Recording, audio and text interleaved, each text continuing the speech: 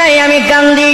ইয়া রাসূলুল্লাহ, ও নবীজি আপনি বলছেন ও নবীজি কবর নাকি আখিরাতের প্রথম মঞ্জিল, কবর নাকি চাপ দিবি এক সাইডের হাড্ডি আরেক সাইডে ঢুকে যাবে, ওই কবরে আপনি নবী পর্যন্ত যাইবেন না। ইয়া রাসূলুল্লাহ, আপনি হাতে ধরে পায়ে ধরে নবী আপনি আমার জন্য আপনার সুব্বা মুবারক দিবেন নি কোন?